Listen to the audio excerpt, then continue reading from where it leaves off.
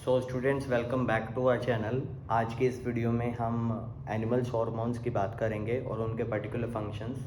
इससे पहले हम प्लांट हार्मोन्स को मैं अच्छे तरीके से एक्सप्लेन कर चुका हूँ, कौन कौन से प्लांट हार्मोन क्लास 10th के लिए इम्पॉर्टेंट है और उनके फंक्शंस क्या हैं। तो आज की इस वीडियो में हम एनिमल्स हार्मोन्स की बात करेंगे और बेसिकली हमें बात करनी है एंडोक्राइन ग्लैंड्स की। एंडोक्राइन जो ग्लैंड्स होते हैं that are the ductless gland, जिनकी कोई डक्ट नहीं होती।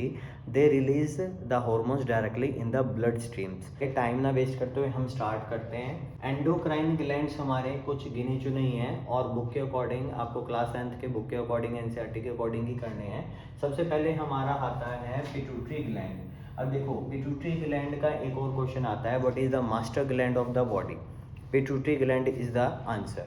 ठीक है, मास्टर ग्लैंड क्यों बोला, क्योंकि ये ही सारे जो पर्टिकुलर ग्लैंड्स हैं हमारी एंडोक्राइन ग्लैंड्स है या एक्सोक्राइन ग्लैंड्स है बॉडी के, उस सभी को रेगुलेट और कंट्रोल करता है।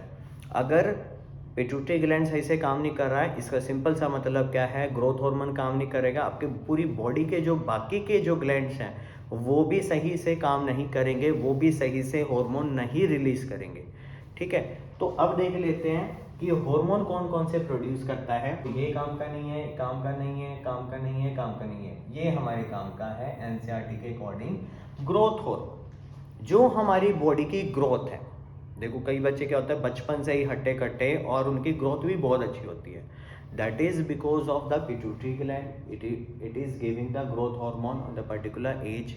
ठीक है, प्यूबर्टी में बहुत अच्छे से रिलीज हुआ, इस वजह से बाकी जो ग्लैंड से अच्छे से उन्होंने काम किया और सभी हॉर्मोन्स ने अच्छे से काम किया। तो बॉडी की जो ग्रोथ होती है ना, वो पिट्यूटरी ग्लैंड के द्वारा जो ग्रोथ हार्मोन रिलीज होता है उससे होती है। अब ये हार्मोन कौन कौन से ऑर्गन को टारगेट करेगा, जैसे ओवरीज में मेंस्ट्रुएशन साइकिल को कंट्रोल करने के लिए, किडनीज में ओस्मो रेगुलेशन कंट्रोल करने के लिए, यूट्रस में ये ग्रोथ और डिवीजन के लिए करता है, टिश्यूज में आ जाता है बल्कि, तो ये मिल्क टिश्यूज, ठीक है, मिल्क प्रोडक्शन, और ये ग्रोथ या फिर बर्थ कॉन्ट्रैक्शंस, ठीक है, उसके लिए भी रिस्पॉन्सिबल है।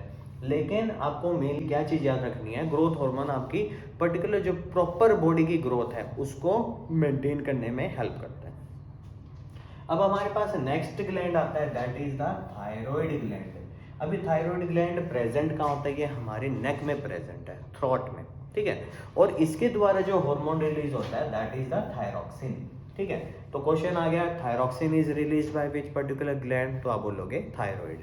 ठीक है, इसका पर्टिकुलर टारगेट ऑर्गन क्या है, लीवर, और ये मेटाबॉलिक रेट को इंक्रीज करता है। जो हमारी बॉडी में फंक्शनिंग होती है, मेटाबॉलिक पाथवेज है, उनको कंट्रोल करता है। और एक और क्वेश्चन आता है कि थायराइड ग्लैंड अच्छे से काम करे, थायरॉक्सिन अच्छे से रिलीज करे, कौन सा पर्टिकुलर कंपोनेंट आपकी खाने में होना चाहिए, दैट इज द आयोडीन। इस वजह से हम कहते हैं कि आयोडाइज सॉल्ट आपको लेना चाहिए, क्योंकि थायरॉक्सिन अच्छे से रिलीज कब करेगा, जब थायराइड ग्लैंड काम करेगा, और थायराइड कब काम करेगा, जब आपका आयोडीन हमारी बॉडी में। लेकिन ये फैक्ट है कि हमारी पूरी एंटायर लाइफ में आपको जो आयोडीन की अमाउंट है वो हाफ स्पून ही है। ठीक है, लेकिन जो हम सॉल्ट खाते हैं उसमें काफ़ी ट्रेस अमाउंट में होता है आयोडीन। इसके बाद नेक्स्ट ग्लैंड आता है जो कि एडर्नल ग्लैंड। अब एडर्नल ग्लैंड की पोजीशन की बात करें तो ये होता है just above the both kidneys. ठीक है, दोनों किडनीज के ऊपर होता है। अब इसके द्वारा जो हार्मोन रिलीज होता है दैट इज द एड्रेनलिन। ठीक है, जो कि स्ट्रेस हार्मोन भी कहते हैं। क्वेश्चन आता है, name the stress hormone adrenaline, it is release by adrenal gland.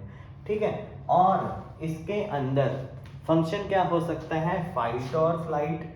ठीक है, कई बार घबराहट होती है या लड़ाई जब होती है, गुस्सा जब आता है, एंगर होता है, ठीक है, वहां पर ये रिलीज होता है, और ये एंटी स्ट्रेस है, ये स्ट्रेस नहीं होने देगा। ठीक है, नेक्स्ट ग्लैंड की बात करें दैट इज द पैंक्रियाज। और पैंक्रियाज आपको पता है डाइजेस्टिव सिस्टम का काफी इंपॉर्टेंट ग्लैंड है। ठीक है, ये भी आपके पास डक्टलेस है और ये इंसुलिन और ग्लाइकोजन रिलीज करता है। इंसुलिन काम करेगा ब्लड शुगर को कंट्रोल करने में, और इसका टारगेट ऑर्गन होता है लीवर।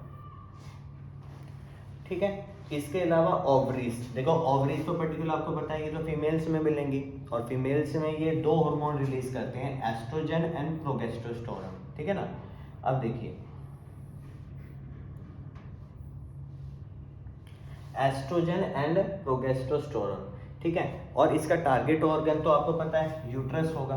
ठीक है, और ये मेंस्ट्रुएशन साइकिल होता है, इसको कंट्रोल करेगी। इसके अलावा एस्ट्रोजन आपको पता है कि ये फीमेल सेक्स हार्मोन है, ये ओवा को रिलीज करने में भी हेल्प करता है, एंड ओवा का रिलीज होना ओव्यूलेशन मेंस्ट्रुएशन साइकिल से भी रिलेट करता है।